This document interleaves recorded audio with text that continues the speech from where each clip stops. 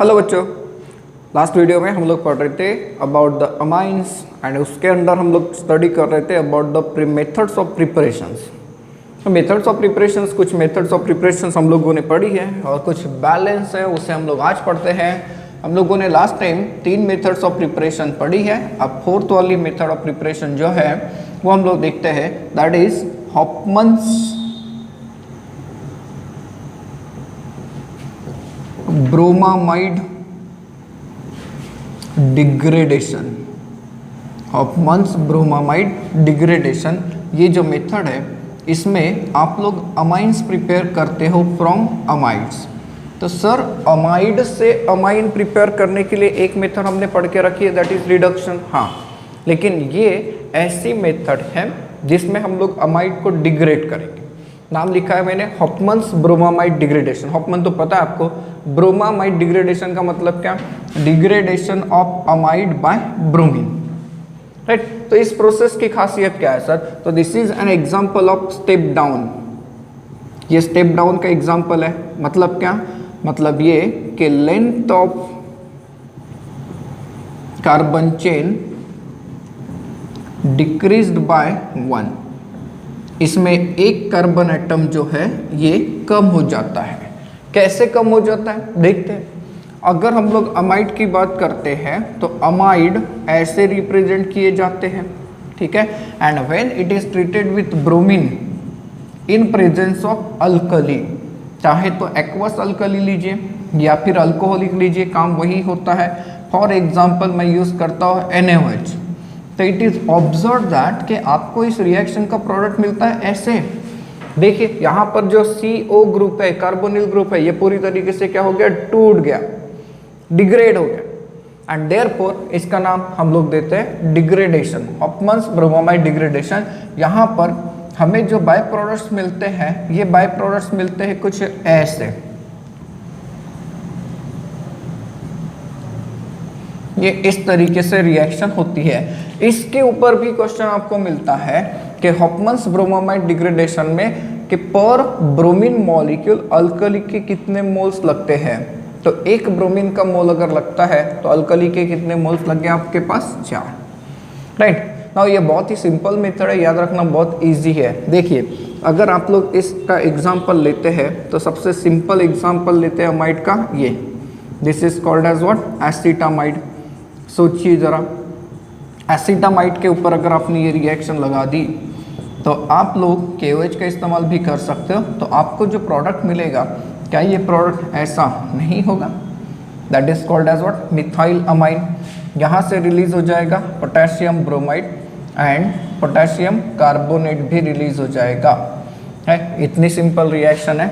Similarly अगर आप लोगों ने एरोमेटिक कंपाउंड के ऊपर इसे अप्लाई किया तो एरोमेटिक अमाइड तो ये है। इस अमाइड को आप लोग कौन सा अमाइड कहोगे? बेंजामाइड कहेंगे।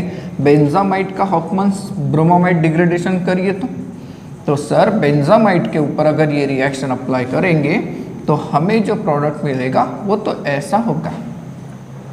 This is called as what? Aniline, right. This is aniline. यहाँ से रिलीज हो जाएगा सोडियम ब्रोमाइड, देन उसके बाद सोडियम कार्बोनेट एंड ये वाटर। तो क्या सर ये पूरी रिएक्शन हम लोग याद रखें? नहीं, ये तो आप लोगों को स्टेट बोर्ड का हेल्प करेगा। एंट्रेंस में अगर देना है तो इस रिएक्शन को आप कैसे रिप्रेजेंट करिए। देखिए ये है अमाइड RCONH2। इसे आप लोग जरा सोचिए, क्या मैं ऐसे लिख सकता हूँ? जी हाँ, ये भी हॉफमन्स ब्रोमामाइड का रिप्रेजेंटेशन होता है। और हम लोग इसे ऐसे भी तो लिख सकते हैं, Br निगेटिव OH निगेटिव। ये भी हॉफमन्स ब्रोमामाइड डिग्रेडेशन का रिप्रेजेंटेशन होता है। तो इस रिएक्शन में क्या हो रहा है? कोई भी अमाइड होगा उसके अंदर से कार्बोनिल ग्रुप जाएगा एंड प्रोडक्ट मिलेगा करस्पॉन्डिंग प्राइमरी अमाइन, मिलेगा करस्पॉन्डिंग प्राइमरी अमाइन। ठीक है, बना के देखिए। आप लोगों के लिए कुछ क्वेश्चन देता हूँ। तो ये है आपके लिए होमवर्क, ट्राई करिए। हॉफमन्स ब्रोमामाइड डिग्रेडेशन का प्रिंसिपल यहाँ पर कई जगह पर यूज होते हुए दिखेगा। अब चलते हैं नेक्स्ट मेथड की तरफ, जिसकी हेडिंग मैंने दी है फ्रॉम कार्बोनिल कंपाउंड्स, और ब्रैकेट में आपके लिए हिंट छोड़ के रखा है रिडक्टिव एमिनेशन। अब कार्बोनिल कंपाउंड्स तो हमारा पढ़ के हो गया। कार्बोनिल कंपाउंड्स ये ऐसे कंपाउंड्स होते हैं, ठीक है। जब कार्बोनिल कंपाउंड्स की रिएक्शन हम अमोनिया के साथ कैरी आउट करते हैं, तो अमोनिया के साथ जब रिएक्शन होती है तो पहले होता है कंडेंसेशन, एंड जब कंडेंसेशन होता है तो इन दैट केस हमें पहली स्टेप में जो प्रोडक्ट्स मिलते हैं उसे आप लोग कहते हो इमाइंस। क्या कहते हैं उसे? इमाइंस कहते हैं। एंड ये जो इमाइंस है, इस इमाइंस का जब कैटालिटिक रिडक्शन किया जाता है तो ड्यूरिंग दैट केस हमें प्रोडक्ट मिलता है करस्पॉन्डिंग प्राइमरी अमाइन। क्या प्रोडक्ट मिलता है? Corresponding primary amine. ये बहुत ही सिंपल मेथड है। कोई भी कंपाउंड लीजिए, कोई भी, जैसे ये लीजिए, आपके पास अगर ये कार्बोनिल कंपाउंड है और आपने इसके ऊपर रिएक्शन अप्लाई कर दी कि पहले तो NH3 की रिएक्शन अप्लाई कर देते हैं एंड सेकेंड वाली स्टेप में अप्लाई कर देते हैं कैटालिटिक रिडक्शन, तो जरा सोचिए ओवरऑल इस रिएक्शन में क्या हो रहा है। तो सर यहाँ से H2O जा रहा है और ये जो ग्रुप है ये CH2 में कन्वर्ट होने के बाद ये किस में कन्वर्ट हो रहा है? NH2 में। तो यहाँ पर आप लोग अगर सोचे तो जो प्रोडक्ट आएगा वो तो ऐसा आएगा कि नहीं आएगा? दोनों स्टेप अप्लाई करके देखो। चलो कोई दूसरा एग्जांपल लेते हैं जिसके ऊपर दोनों स्टेप हम लोग इजीली अप्लाई कर सकते हैं। सपोज करिए कि आपके पास ये कंपाउंड है और इसके ऊपर हम लोग पहले अप्लाई करते हैं अमोनिया की रिएक्शन। तो अमोनिया की रिएक्शन जब कैरी आउट करेंगे तो क्या होगा प्रोडक्ट? तो सर यहाँ पर आ जाएगा ये NH आ जाएगा। एंड अब सेकेंड वाली स्टेप में इसका रिडक्शन लगाइए, तो कैटालिटिक रिडक्शन लगाइए, तो यू विल ऑब्जर्व दैट कि ये ऐसा मिलेगा कि नहीं मिलेगा, ऐसा प्रोडक्ट, ठीक है। तो ये एक सिंपल मेथड है जिससे आप लोग अमाइंस को प्रिपेयर कर सकते हैं।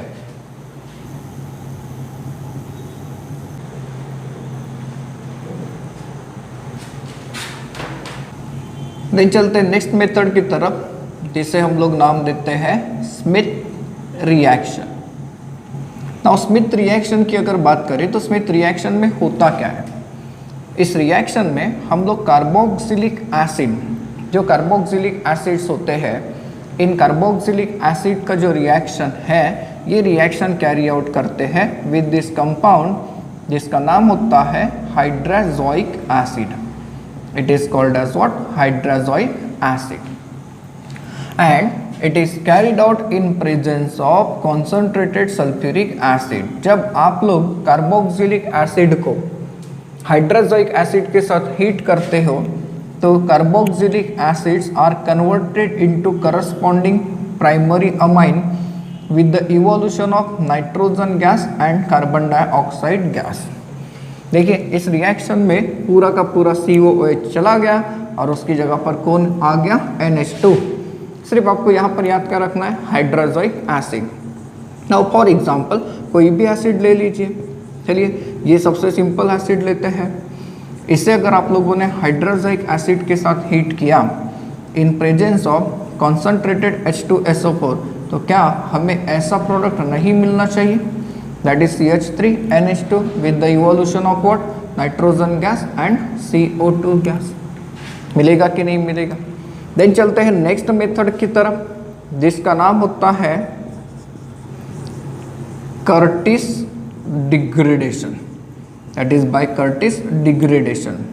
हमें इसके ऊपर ऐसा क्वेश्चन मिल सकता है कि रिएक्शन दी है, आपको कहेगा कि आइडेंटिफाई करिए कौन सी रिएक्शन है। तो कर्टिस डिग्रेडेशन क्या है? कर्टिस डिग्रेडेशन में हम लोग यूज करते हैं असाइल क्लोराइड्स का। ये देखिए ये है acyl chloride and it is treated with a compound which has a name sodium azide. जब आप लोग सोडियम अजाइड के साथ एसिड क्लोराइड को हीट करते हैं तो it loses sodium chloride and first of all we obtain such kind of the product which is called as acyl azide. This is acyl azide, and when the heating is further continued the acyl azide loses nitrogen and after that हमें जो compound मिलता है ये compound मिलता है कुछ ऐसे, that is called as alkyl isocyanate। It is called as alkyl isocyanate, and this alkyl isocyanate on hydrolysis, जब इसका अल्कलाइन हाइड्रोलिसिस करते हो तो हाइड्रोलिसिस करते समय देखिए ये इस तरीके से ऐड होगा NaOH। अगर इस तरीके से ऐड हो गया NaOH तो RNH2 मिला primary amine RNH2 and release हो गया Na2CO3। लेकिन क्या सर इसे इतना डिटेल याद रखना है? नहीं, आप आइडेंटिफाई कर सकते हैं। इसे हम लोग इन शॉर्ट कैसे बनाएंगे आइडेंटिफाई करने के लिए? देखिए यह है असाइल क्लोराइड, कोई भी होगा, डेफिनेटली कोई भी हो सकता है। इसे जब आप लोग हीट करोगे किसके साथ? NaN3 के साथ, सोडियम अजाइड, और फिर कहेगा कि हाइड्रोलिसिस लगाते हैं। तो आप लोग आइडेंटिफाई करिए इस रिएक्शन में क्या हुआ। ये जो असाइल क्लोराइड का क्लोराइड ग्रुप है, एसिड क्लोराइड ग्रुप, ये कन्वर्ट हो गया into corresponding primary amine.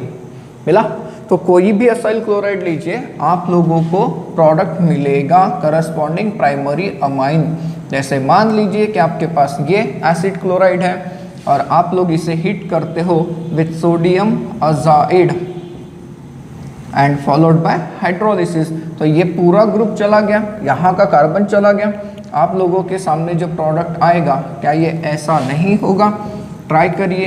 If the same reaction is applied on this compound that is benzoyl chloride, इसे हम लोग क्या ऐसे नहीं लिख पाएंगे NaN3 एंड सेकेंड स्टेप में ये लीजिए हाइड्रोलिसिस, ऐसे भी तो रिप्रेजेंट किया जाता है। तो सर ये ग्रुप चला जाएगा और उसकी जगह पे आएगा NH2, तो आने वाला प्रोडक्ट क्या बन जाएगा? एनिलीन बन जाएगा। है ये reaction that is called as Curtius degradation. इन अमाइंस को प्रिपेयर करने के लिए एक और मेथड हम लोग यूज कर सकते हैं, that is from Grignard's reagent. Grignard's reagent का इस्तेमाल करके हम लोग अमाइंस को बना सकते हैं। इनफैक्ट ये जो मेथड है इससे आप लोग प्राइमरी सेकेंडरी अमाइन को बना सकते हैं। कैसे बना सकते हैं? देखो, ग्रिग्नार्ड्स रिएजेंट की अगर बात करें तो we know that this is RMgX, बराबर है, this is RMgX, and when it is treated with this compound which has a name chloramine, इस कंपाउंड को कहा जाता है क्लोरामीन, एंड क्लोरामीन के साथ जब रिएक्शन कैरी आउट करते हैं तो कुछ ऐसे बॉन्ड ब्रेकिंग होता है। देखिए अगर कुछ इस तरीके से बॉन्ड ब्रेक हो गया तो you will get RNH2 and no doubt magnesium का एक एडिशन प्रोडक्ट बाहर हो जाएगा जो कि कुछ ऐसा दिखेगा कुछ इस तरीके से। एग्जाम्पल देखिए, सपोज करिए कि आपके पास है कोई ऐसा C2H5MgCl that is called as what? Methyl magnesium chloride. ना मिथाइल मैग्नीशियम क्लोराइड के ऊपर अगर आपने रिएक्शन अप्लाई कर दी इस कंपाउंड की, क्लोरामीन की, तो क्या होगा? सर MgCl2 को हम लोग बाहर निकाल सकते हैं। हाँ, MgCl2 को अगर आपने बाहर निकाल दिया तो यू विल गेट C2H5NH2, यहाँ से रिलीज हो जाएगा MgCl2। ना यहाँ पर एक चीज़ और है, हम लोग कह रहे थे कि सेकेंडरी अमाइन बनाकर दिखा सकते हैं। हाँ, कैसे बना सकते हैं? देखिए, ग्रिग्नार्ड्स रिएजेंट की रिएक्शन है ये ग्रिग्नार्ड्स रिएजेंट। अगर आपने ग्रिग्नार्ड्स रिएजेंट की रिएक्शन इस कंपाउंड के साथ कर दी, इससे हम लोग क्या नाम देंगे? N-अल्काइल क्लोरामीन कह सकते हैं, N-अल्काइल क्लोरामीन। तो N-अल्काइल क्लोरामीन के साथ जब रिएक्शन कैरी आउट करेंगे तो क्या हम लोग इसे बाहर नहीं निकाल सकते? अब आप लोग खुद सोचिए, आपके सामने जो प्रोडक्ट आएगा क्या ये ऐसा नहीं दिखेगा? दिखेगा ये ऐसा product. So therefore this method can be used for the preparation of primary as well as secondary amine. Sir अगर मैंने यहाँ पर दूसरा हाइड्रोजन अगर निकाल दिया और उसकी जगह पे अल्काइल ग्रुप लगा दिया तो टर्शरी अमाइन बनना पॉसिबल है क्या? है। देखिए, इफ आपके पास अगर ऐसा कंपाउंड आता है तो according to the above reaction क्या हम लोग इसे रिलीज नहीं करा सकते? एंड ये अगर रिलीज हो गया तो आने वाला जो प्रोडक्ट रहेगा ये क्या बन जाएगा? Tertiary amine. You will get this by product as usual. है, ये वाली मेथड का इस्तेमाल भी आप लोग कर सकते हैं। इसमें एक और मेथड हम लोग यूज करते हैं that is from isocyanides. And alkyl isocyanates by hydrolysis. देखिए अल्काइल आइसोसाइनेट का हाइड्रोलिसिस करने से अमाइन मिलता है, ऐसा आपने कर्टिस डिग्रेडेशन में पढ़ा था। अल्काइल आइसोसाइनेट्स को मैं पहले आपके सामने रखता हूँ, ये है alkyl isocyanate, right. And alkyl isocyanate का अगर आपने अल्कलाइन हाइड्रोलिसिस करने के लिए रखा तो आप लोगों को मैंने बताया था कि अल्कली इस तरीके से ऐड होगी। तो अल्कली अगर इस तरीके से ऐड होगी तो प्रोडक्ट मिलेगा RNH2 एंड रिलीज हो जाएगा K2CO3। तो ये तो आप लोगों ने देखा है, राइट। मिथाइल आइसोसाइनेट का फॉर्मूला क्या बनेगा? CH3N double bond C double bond O। तो इसका हाइड्रोलिसिस करने से क्या मिलेगा? ऑब्वियसली सर आप लोगों को मिल जाएगा CH3NH2 एंड रिलीज हो जाएगा K2CO3। सर इस कंपाउंड का नाम मिथाइल आइसोसाइनेट होता है, हाँ याद रखेंगे, MIC। Methyl isocyanate was the gas which is responsible for BGT। मतलब क्या? तो it is Bhopal gas tragedy. Bhopal gas tragedy के लिए कौन सी गैस रिस्पॉन्सिबल थी? मिथाइल आइसोसाइनेट रिस्पॉन्सिबल थी, जो कि दिसंबर 1984 में ये हादसा हुआ था, राइट। एक कंपनी है जिसका नाम था UCF, union carbide factory. Union carbide factory, ये जो प्लांट है भोपाल में, उस टाइम ये गैस लीक हो गई थी, मिथाइल आइसोसाइनेट, एंड कई लोग एक रात में मारे गए थे। फिर अब बचता है आइसोसाइनेट्स। तो सर आइसोसाइनेट्स तो ये कंपाउंड है ये कंपाउंड, हाँ। अब आइसोसाइनेट्स का अगर आप लोगों ने हाइड्रोलिसिस कैरी आउट कर दिया, दैट इज एसिडिक हाइड्रोलिसिस, तो इन दैट केस आप लोगों को जो प्रोडक्ट मिलते हैं, ये प्रोडक्ट मिलते हैं primary amine and carboxylic acid. कैसे? देखिए जब इसका हाइड्रोलिसिस हम लोग कैरी आउट करते हैं तो HOH ये ऐड हो जाएगा, यहाँ पर HOH ये ऐड हो जाएगा। दोनों को सेपरेट करिए तो आपको एक प्रोडक्ट क्या दिख रहा है? RNH2 एंड दूसरा क्या दिख रहा है? Formic acid. इसका मतलब ये हुआ सर कि अल्काइल आइसोसाइनाइड कोई भी हो, एक प्रोडक्ट फिक्स है, दैट इज फॉर्मिक एसिड। जी हाँ, देखिए इफ आप लोगों ने अगर इथाइल आइसोसाइनाइड का इस्तेमाल किया, ये इथाइल आइसोसाइनाइड, एंड इसका हाइड्रोलिसिस अगर लगा दिया, तो अकॉर्डिंग टू दिस रिएक्शन आप लोगों को क्या ये प्रोडक्ट मिलेगा? C2H5NH2 एंड फॉर्मिक एसिड मिलेगा कि नहीं मिलेगा, right.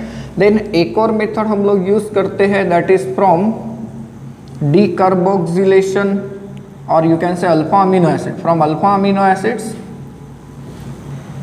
Bye decarboxylation.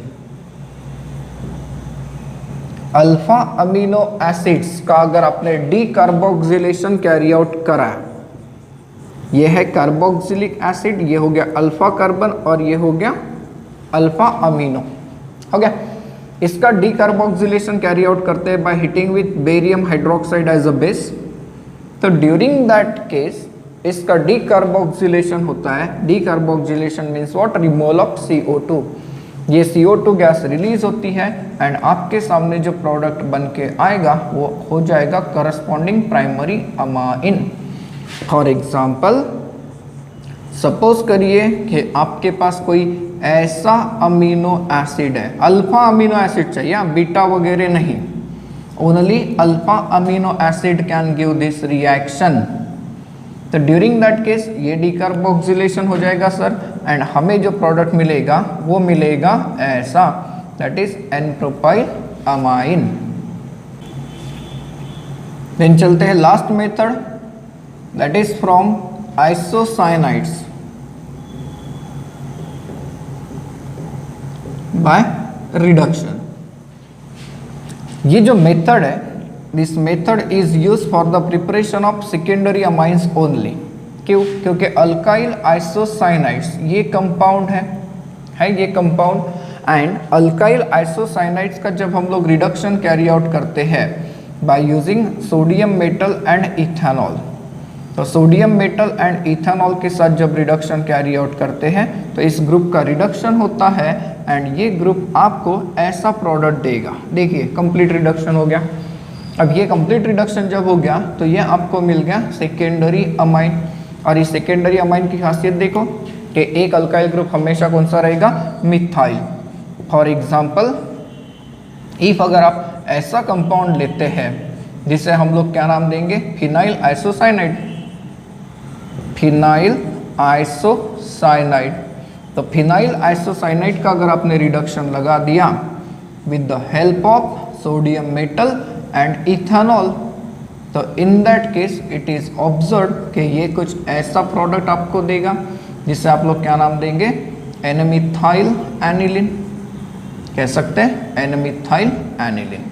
So these are the general methods of preparation which are used for the preparation of various kinds of amines.